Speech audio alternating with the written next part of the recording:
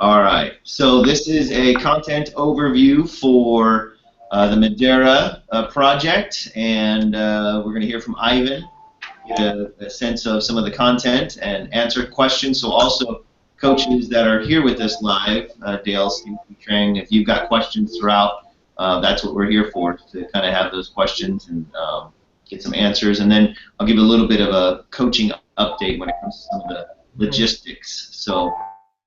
All right, Ivan, it's on you. Good morning, everyone. I'm getting a lot of feedback, so I'm wondering if some of you might want to mute yourselves for now.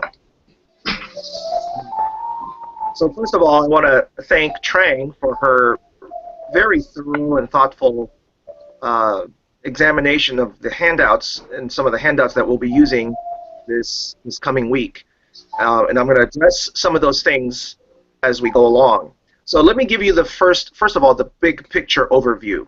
And in the agenda for the entire week, what the Madera folks have decided to do was to split the 6th grade teachers from the 7th and 8th grade teachers. I'm not entirely sure why that was done, but it was in response to some of the concerns by 6th grade teachers that the content was not appropriate for them, that maybe it was above them, and they they didn't want to address that. So after I spent months and months developing the materials, I came up with stuff that essentially is connected 6th through 8th. So splitting them doesn't really add a whole lot other than smaller groups. I mean, a smaller room where I suppose the 6th grade teachers would not feel as intimidated, but they're getting exactly the same content. So those of you who are coaching 6th grade teachers will spend an hour each day, Monday, Tuesday, and Wednesday, with those teachers. And those of you who are coaching 7th and 8th grade teachers will spend an hour each day with them. So I just repeat the same hour twice. What that boils down to is that we will only have 3 hours of math content for the entire week. So it's going to be compressed, and we're going to try to squeeze in as much as we can during this time. And you're looking at the materials that were sent to you. You're looking at way more stuff than we'll probably get to. I'm going to play it by ear. There are some important connections that I want to make sure that teachers see, and then hopefully your interaction will drive where we go next. So I'm just going to kind of launch into that. That's the big picture overview. The other big thing is in the afternoon when we gather together as an entire combined group, we're going to be doing 3 things, or 2 things actually. Well, no, 3. On Monday, we're gonna look at in about 20 minutes. We're going to try to look at a overview of how standards are connected across the 3 grade levels. In particular, we're going to be looking at how what we did last year with ratios and proportions are connected to linear relationships and functions, and how that's connected to expressions and equations that pop up in the different grade levels. And you know, I'll be bringing some of those connections together. And that's what some of these activities are about. On Tuesday in the afternoon, when we gather together, we're going to deconstruct the one of the AMTs, the one in fact that Trang had developed, and we have the grid sheet that we used when we did our coach training, and they're going to, in their teams, analyze the key features of this particular AMT as to understand what goes into AMT. And then on Wednesday, we're going to, you and the teachers will meet together to build from the ground up an AMT using that percent problem that we looked at in Oakland, so they get a chance to actually construct one together. And then on Thursday, they'll get some time to refine it. And then finally on Friday, there's going to be kind of a gallery walk showcasing of all the different creations that teachers have made. So that's sort of the math, and that would take up 3 hours of content, and approximately 2.5 hours of this AMT construction, deconstruction, maybe close to 3 hours. So that's all the math that we'll be doing. The rest will be spent looking at CAC, looking at the work of Beatrice, and there's going to be some work around irrigation and things like that. And then they have introduced something called STEM Connect or something like that, and it's a program that was purchased, so they'll spend some time looking at that. So that's the big picture overview. So let's go into the math, and I want to make sure that you understand some of the focus for the math and where we're going with that. So on day one, with regards to the math, we're going to be looking at linking last year to this year. So the big connection, of course, between last year and this year is the idea of expanding a y equals mx equation to y equals mx plus b, and also bringing in the notion of dependent and independent variables, and eventually tying that into functions. So the handouts for the first day include something called ratio connections, and this one is going to be done in conjunction with a GeoGebra app that I developed, where you can see by zooming in and out and by playing with the sliders, you can create any right triangle with any ratio of height to the height of the triangle to the width, the base of the triangle. And that height is going to be the slope of the line going through the hypotenuse. I mean, you can picture that, right? If I had a right triangle with a vertex at 0, 0, and a base of 4 and a height of 3, then that right triangle will have a slope of 3 over 4, right? And if you extrapolate that out so that the base becomes 100, then the height will go up to 75, and that's a percent. So there's a very strong connection between slope and ratio and percents. But then if you zoom in to where it's 1, then you'll see that the height of the triangle at when the base is 1 is 0.75, and that's the unit rate. So all of these are really tightly connected, and I have that first activity is designed to help people see that relationship. And in particular, when you set up the proportion, y over x equals 3 over 4, and you solve that proportion for y, it becomes y equals 3/4 times x, and that becomes the y equals mx formula for proportions. And I don't think teachers quite realize that the proportion is the same as the equation, the sort of the general equation with the b equal to 0. Trang, you pointed out the table doesn't match. That is a typo. I sent a corrected version to Madera to be printed. So for the second row, that table has the wrong values. That is correct. You are correct in pointing that out. All right, so that's basically it. The flow of day one is to go from a proportional relationship onto a general linear relationship. And in the Making Connections handout, there's A, P, and AL. So that's my code for P being proportional, L being linear. And if you look at the two, you'll see that they are, one has obviously a proportional situation, and the second one has a context that's non-proportional. It's got a y-intercept. And the second one, BP and BL, is very similar to the first one. And this was actually created for kids, right? So I wanted to have additional practice problems for the students. Like we'll do one in class and then they take one home. So yes, they are essentially identical.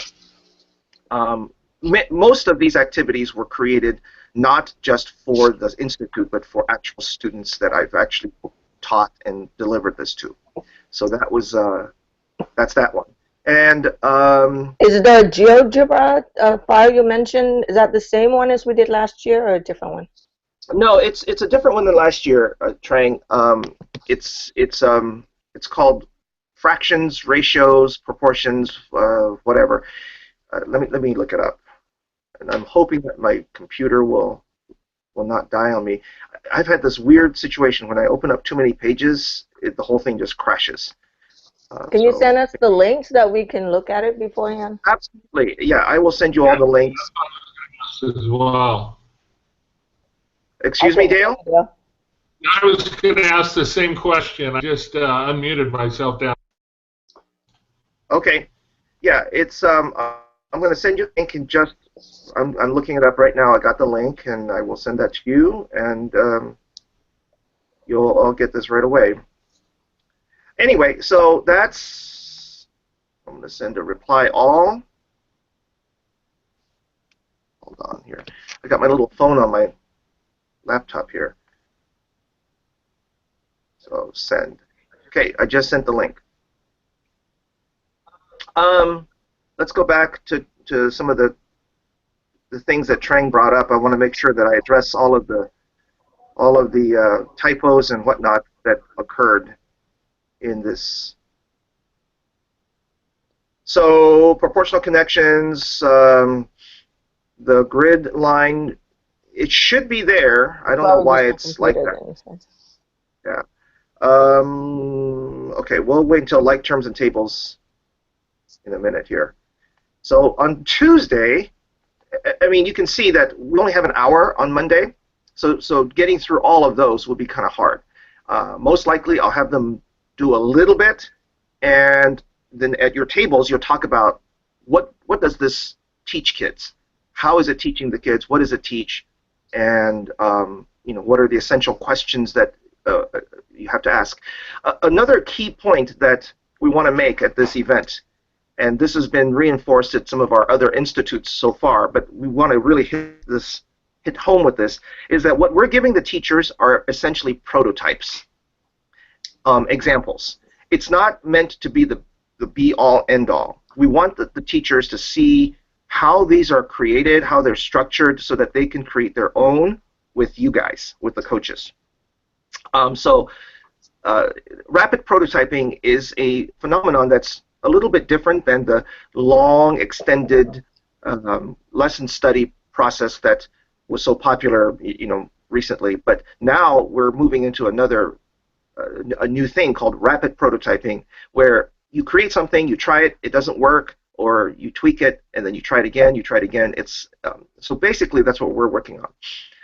All right. So Monday we've made the bridge from proportional relationships to linear relationships in general. On Tuesday, we want to zero in on the y-intercept and have the students, the teachers and the students, discover this number that pops up at the end of a y equals mx plus b equation. Now, I understand that the 6th grade teachers aren't going to be concerned about the plus b, but it's important for them to know the difference between those that have the plus b and those that have a plus 0. So on Tuesday, we're going to be looking at activities such as the Super Bowl Warriors party problem, and they are essentially identical. They're designed to be identical because one has a table already pre-populated, the other one has just an empty table. And the idea is that kids, teachers should have the option of giving kids one or the other, but the storyline is the same, and the intercept problems is very similar to it. And if you did it, you'll notice that it juxtaposes 4 situations, 4 school buses with kids getting on at the same rate. The only difference between these 4 buses is that there are different amounts of people on the buses to begin with. It does 2 things. One is I want kids to recognize that a variable is essentially a container for numbers.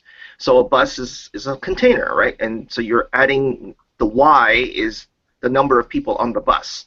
And you've got 5 coming on at a time, and so the x represents each boarding session, plus the people that were already in the bus to begin with. So bus 1 had 0 people, bus 2 had 5 people, etc. And when they graph it, they'll see that there's a series of parallel lines. And the only difference between them is, of course, the y-intercept. So at this point, I'm going to just pause, let you guys tell me what your thoughts are, or your questions. I have a question. I was trying to print all of these out so I could look at them and have, hard copies. The Super Bowl problem, I couldn't get it to load up so I could print it for some Uh-huh. reason. Um, I don't know could, why. Everything else was fine. yeah, were you able to see it, Dale? No, I wasn't able to open it at all. Trang, could you open it? Yes. All right. So I could send it back out to you guys again, and hopefully that will help you see it. All right. The words and pictures goes with day 3, correct? Pardon me? Words and pictures goes with day 3. Let me look here. Yeah. Those are all part of day 3. Okay.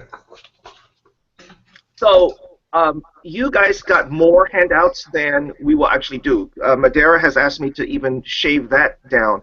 So I've gone through 3 shavings. I gave them initially a very robust set of activities, and then they asked me to cut it down, so I did that, and they said that was still too much, so I cut it one more time.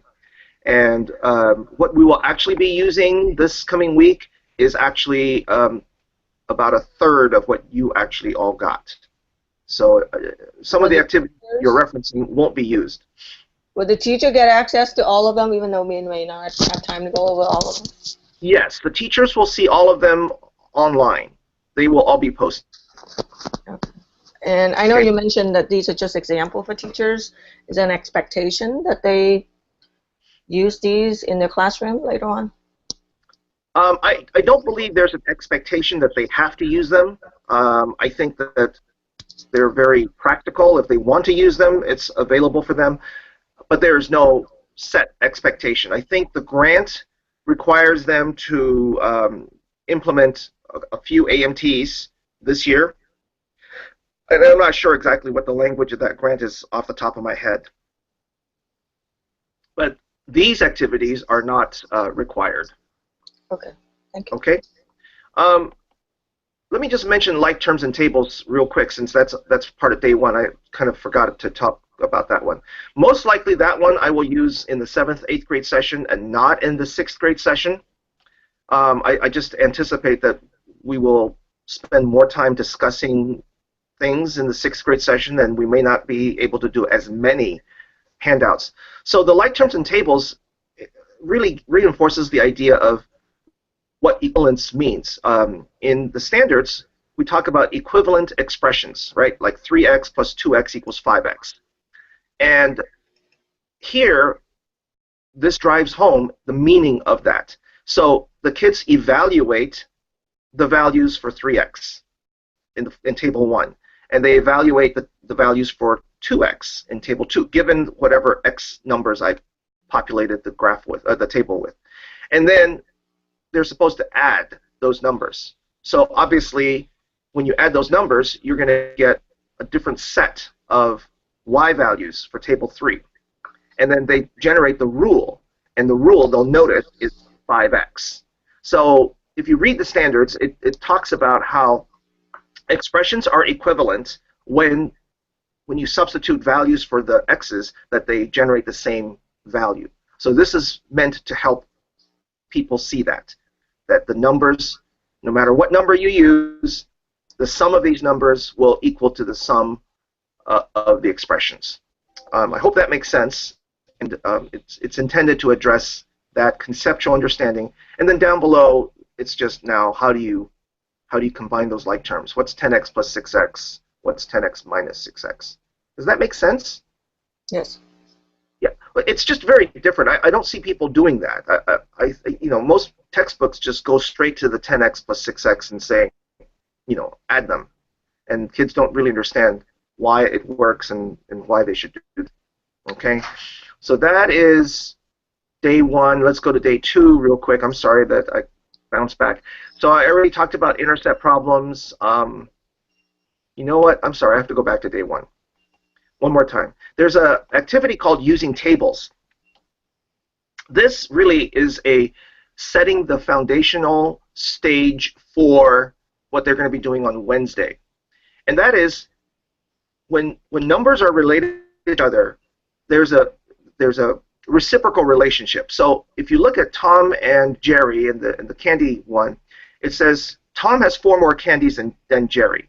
So the table highlights that relationship, right? So if I give you a bunch of numbers for Jerry's number of candies, Tom will have 4 more. So you obviously take those numbers and add 4. But then I give some numbers for what Tom has. Now you have to go backwards and figure out, well, if Tom has 4 more, Jerry must have 4, right? So you have to subtract 4. So back and forth, and I kind of put some numbers in so they can't just use a pattern. They have to really think this through. And then down below there's a box. So if that box is any number, what would the other person be? It would be box plus 4 or n plus 4. And then if the box is on Tom's side, then it would be box minus 4. So basically it's helping the teachers and the students see this reciprocal relationship, whether it's 4 more or 3 times or whatever. So that sets the foundation for day 3, because when you get to day 3, we're going to talk about expressions and equations, and oftentimes that's taught in isolation. It's never connected to this other work that we've been doing of proportional relationships and linear functions.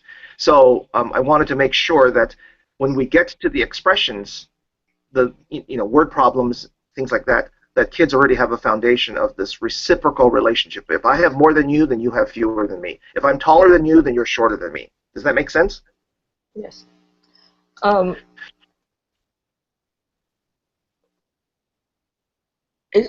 the like terms and table, I don't remember the chronological order. Is that before or after distributive property?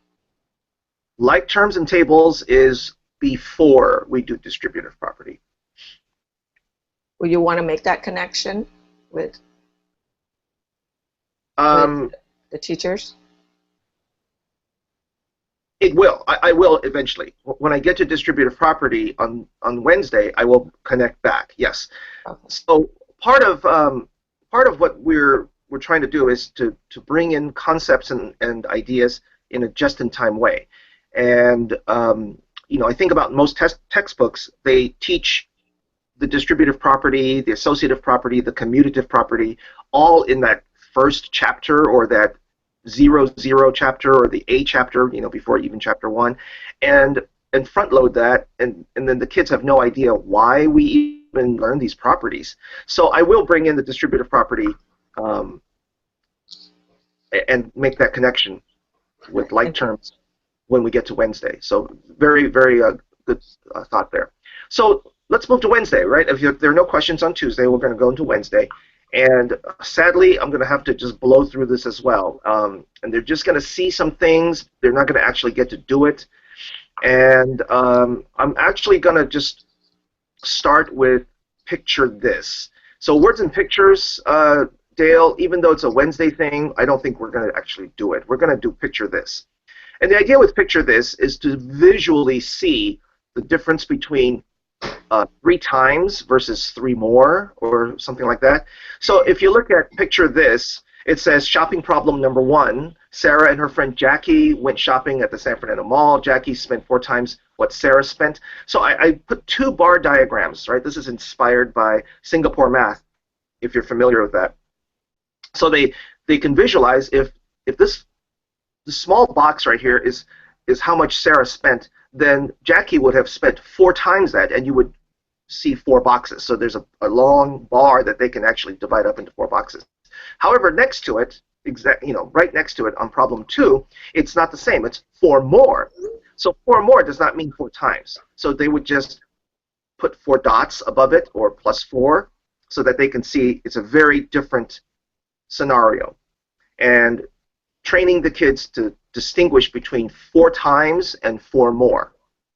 Right? Earlier, we looked at it through a table, how 4 more or 4 times looks. Now we're looking at it visually, because we're going to now translate that to symbolic.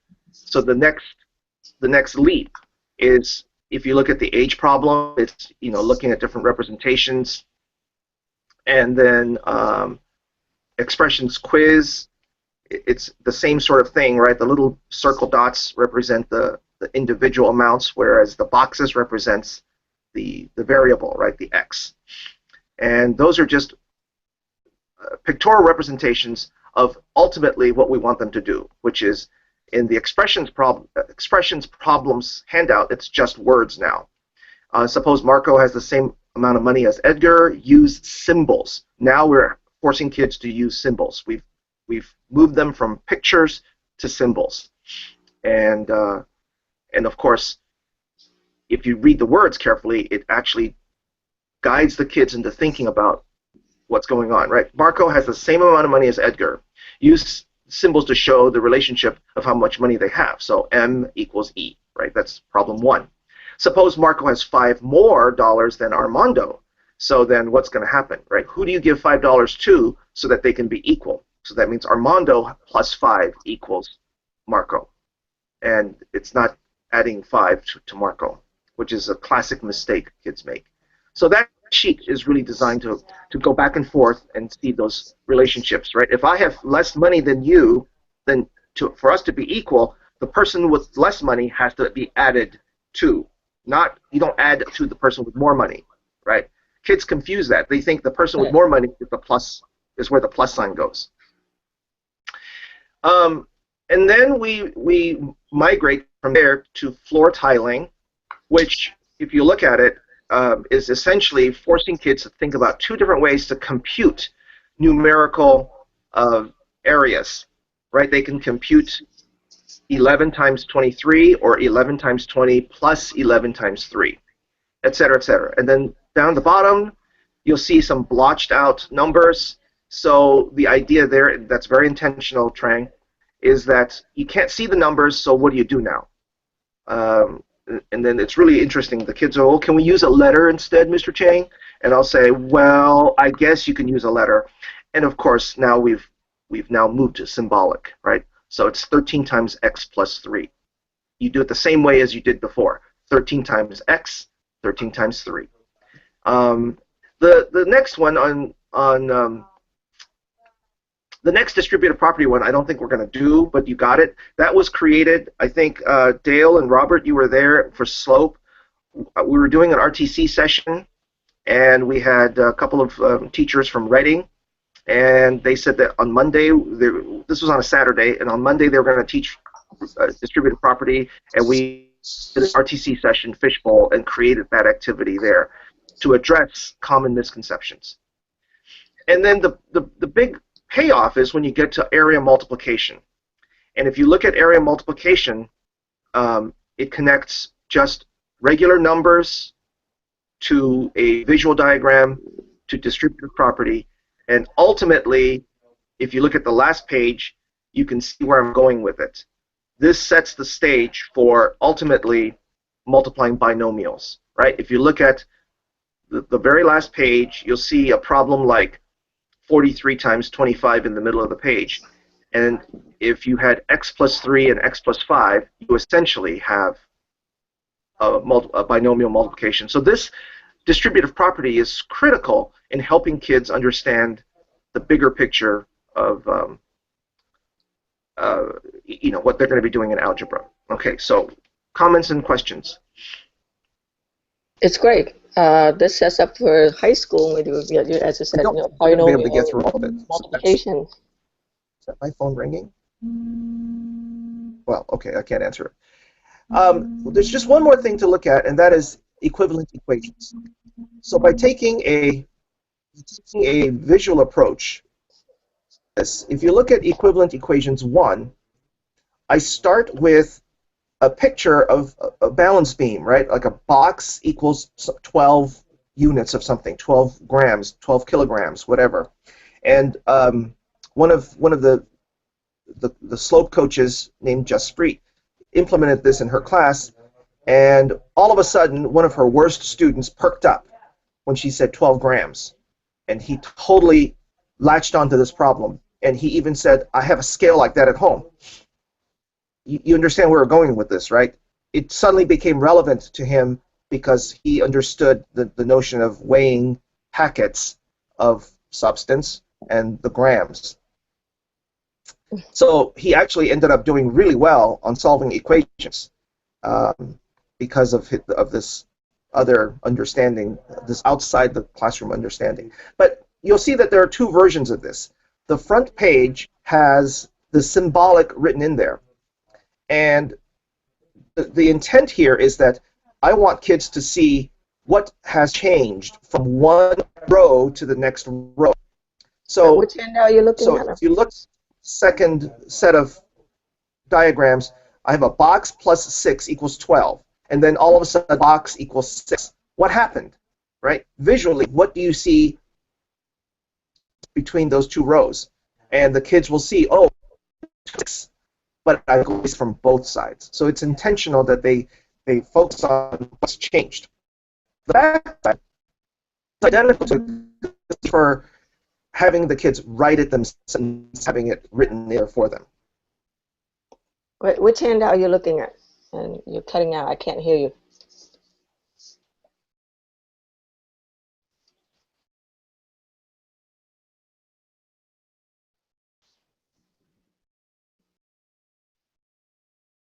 Box. Let's now know you got to take away 9 through the process. That 4x, a stack of 4, they actually can divide those numbers. Down towards the bottom of the page, you have 43 equals 4x plus 7. They now know you take away the 7.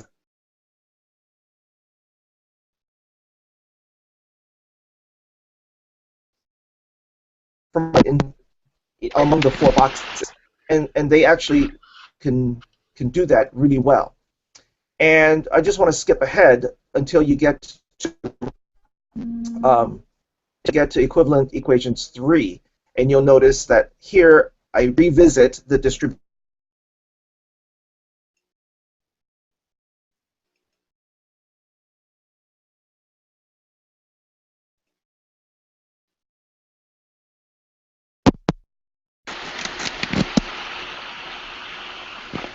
Did we lose Ivan? Is it just me?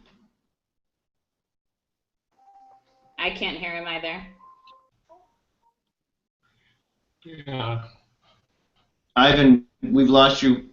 It reinforces in them. And I have to tell you that these activities have proven themselves with low-performing students. They suddenly felt like they can now do it. And the actual type problems, and they do quite well. So that's it. That's it for the content for the 3 days. And we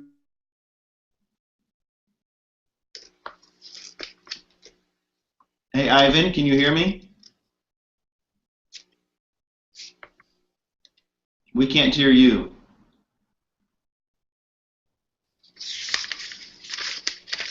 Your audio cut out on us.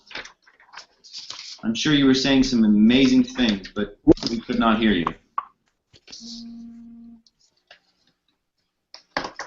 We see you, but do not hear you.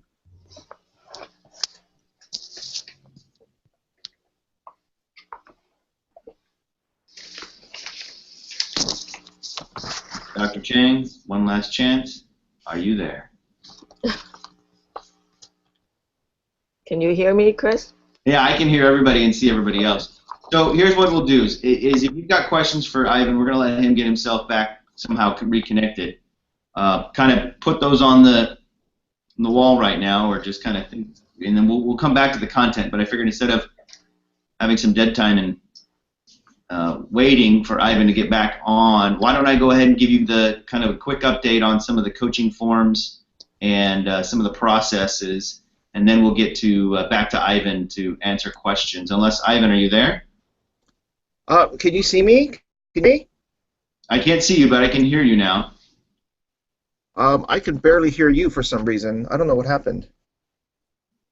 Okay, well, we can hear you clear. How about this? So I was about to jump into the coaching thing, but let's just, because it's fresh, let's answer questions. Is there any questions on content for Ivan on what he went over? Do we need him to repeat some of the stuff at the end there?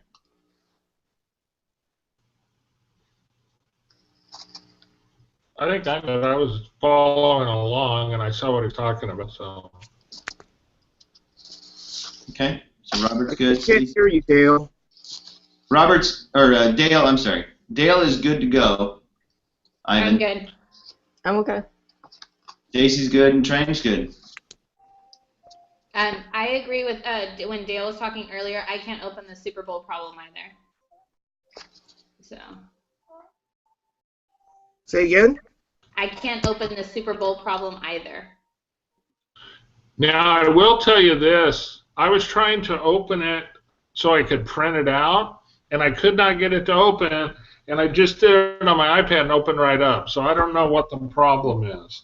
I think Why I it's couldn't the open it I on- think it's the different interfaces because I think it's trying to open it on a Apple compared to the Word. Oh, okay. I think that's the issue.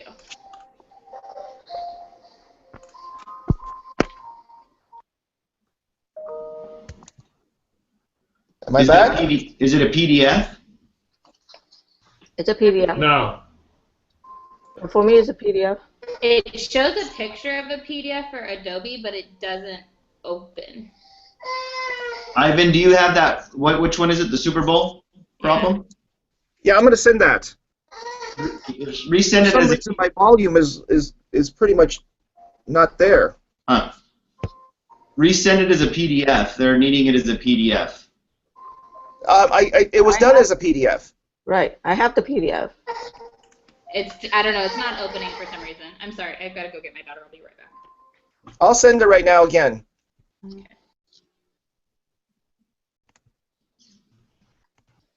All right. Should I go through some of the coaching updates, Ivan? Yeah, did you all hear the last part about the equations? You were cutting in and out. We couldn't hear the whole thing. Well, email me if you have questions. Okay. Yeah, I've looked at them, so they look great. Great. Well, I'm gonna share my desktop because I'm gonna show you some stuff as far as the website is concerned. And again, this is going to be kind of a quick update. You're going to get a little bit more information from Sharon on specifically some of the logistics on what's coaching hours, what can the Madera teachers do, 4 hours, et cetera, et cetera. But I'm going to show you the forms and some of the logistics behind all that. So let's see. I'm going to share my desktop. Make sure you can all see it. Share. Okay. Can you see that? That's the new teacher page. Yes. Great.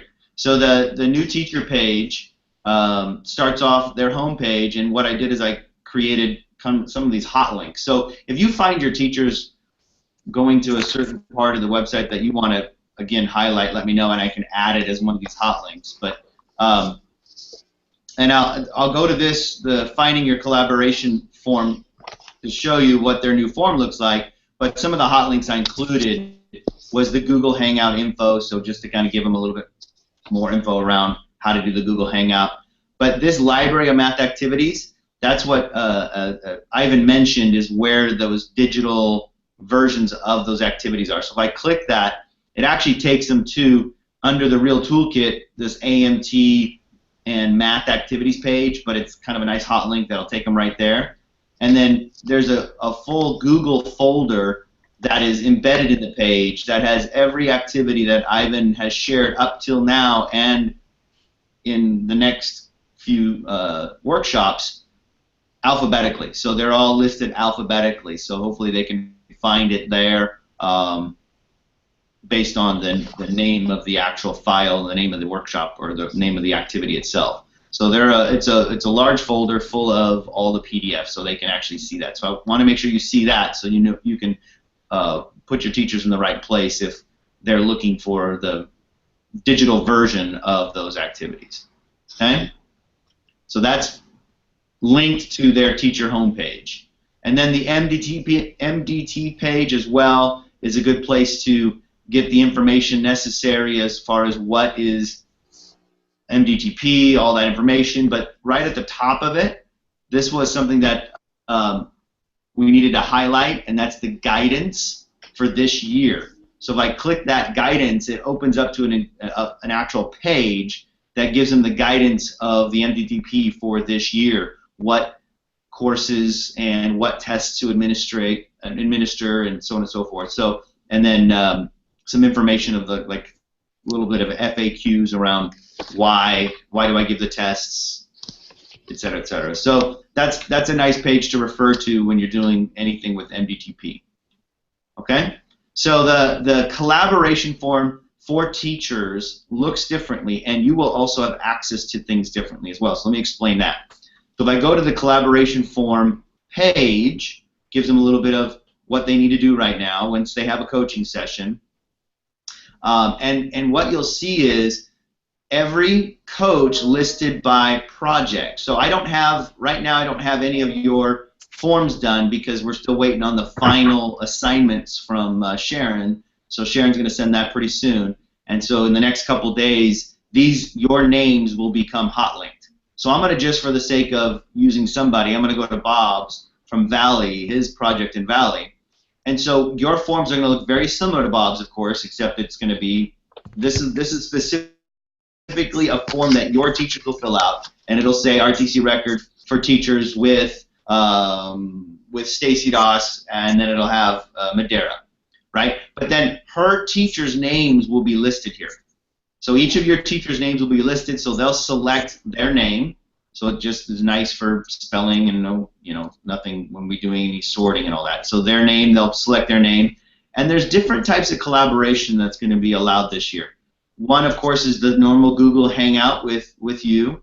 And then because there's some coaches that are in distance with their teachers, we want to know, was it an in-person connection? So maybe you met in person with your teachers. And then this is that other new piece here. That's the RTC collaboration with colleagues with no coach. So that's going to be something explained to them, that they are able to do some collaboration amongst themselves, whether they're analyzing MDTT data together and then doing some type of an activity based on that to address some of the needs of their students. So the whole point of this collaboration with colleagues, though, is they do end up having some type of product, some type of RTC activity.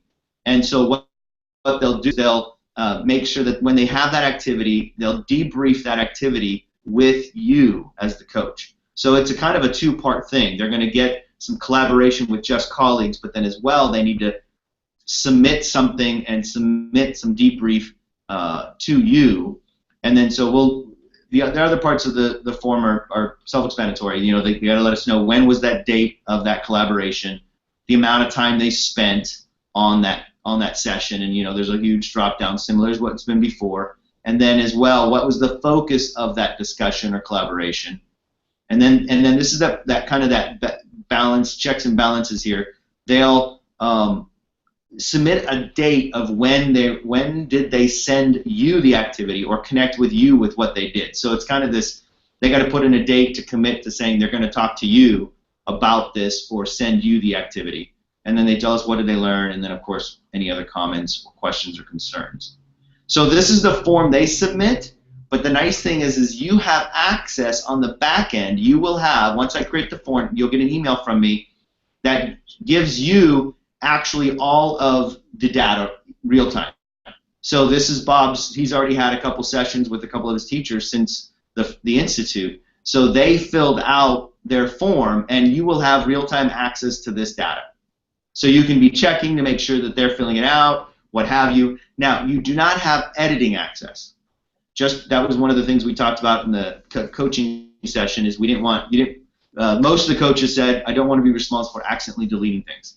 So you'll have comment access. So in other words, if you feel like this number should have been a 2 instead of a 1, you can actually add a comment, and then I'll be going back and looking at them and making changes as necessary. So if there's necessary changes, you can add comments, but you'll get real-time access to the actual data that they submit when they submit forms.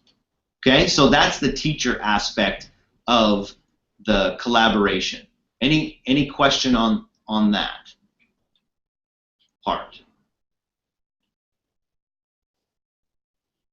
Good so far? Thumbs up? Okay. So then your form, and I'll just show you where your form is. Again, in the coaching corner, your coaching forms. Your form really hasn't changed, except it's your own form. So instead of everybody using the same form, you will have, again, your name will be hyperlinked. And so I'll go to Bob. Bob's name's hyperlinked, so this form is specifically for Bob. It is the exact same form for everybody, but why is it specifically for you only is because then you'll have, again, the same thing. You'll have access to your own data that you'll be able to see, make comments, and what have you. So as you submit a form specifically on your side as the coach, then you'll be able to see what you submitted, and if you need to make comments, if there's anything that needs to be changed. And this is what I'll be using to add up hours, submit hours to Sharon, and all that logistical stuff. And we still also have the miscellaneous form as well too. So that's down here. So for miscellaneous hours, any prep hours or our collaboration hours that we have together, you'll still submit a miscellaneous form. So, okay. Any questions on that? That's kind of the quick. You'll get a little bit more information about some of the RTC activity and the collaboration without a coach component. And Sharon will share more about that with you individually or as a team, as well as with the teachers. So, any questions for me? Chris, can you share out the link to the website to me one more time? Oh, sure. So the short version of that website link is Access Classroom. It's bit.ly/Access Classroom. Okay. No caps. Okay, thank you. And that should take you to the Google site. It's the short version, and that'll take you to the Google site. And then in order to Stacy, in order to make sure that you get the coaching corner thing, because that's only shared to coaches, it's not shared to teachers. Teachers do not see the coaching corner tab. They don't have access to that, of course. So in order to get that, then once you're on the site, once you're on the homepage, do a /coaching-records, and that'll open up the tab because you have access to it, but you can't get to it unless you knew the exact URL. And again, if you need any of that, I can email you directly those links too if that didn't work. I thought you did it when we were in Oakland, but I couldn't find the email just now. So I probably did, but that's fine. If you need it again, just send me an email and I'll shoot you the links one more time. Okay, thank you. Okay. Any other questions on coaching at this point? So if it's on the miscellaneous form, we won't see that on our Excel, right? Yeah, when it comes to miscellaneous, you won't have access to the miscellaneous form because that's the same form that everybody's using. Right. Okay. I wasn't going to make an individual miscellaneous form for everybody. I'm still keeping the same miscellaneous form. That's fine as long as I'm clear where it is. But what I'll do is I'll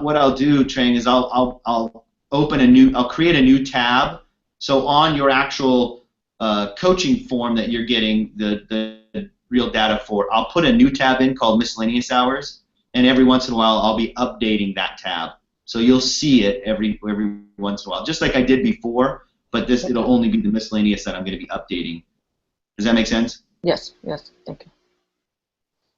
And at any time, if there's questions about the questions we're asking, if you'd like to have different data, let me know. I mean, if you like to sort, once you start getting a lot more teacher input, of course you can always copy your spreadsheet for yourself, and then you have access to sort and do whatever you need to do, or download it as an Excel spreadsheet. Okay, and I can help with any of that if you have questions in that world. All right. Anything else?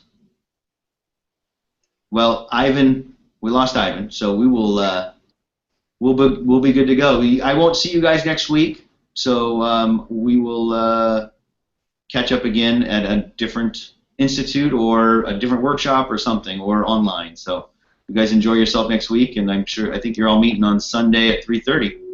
Great. Okay. Thank you. Enjoy the rest of the All right. summer. Are you going to be in San Diego for Gear Up? Yes, I'll be in San Diego. That's the one I'll be attending. I won't be at CAP. I can't do Madera. I'll be in San Diego. Yep. Ah, what a cutie. My daughter likes to see herself. That's awesome. I have the same situation. Anytime I'm on film with my daughter, she wants to get on the camera. That's great. All right, you guys have a great day. All right, thank All you. right. Okay, thanks. Bye. Bye.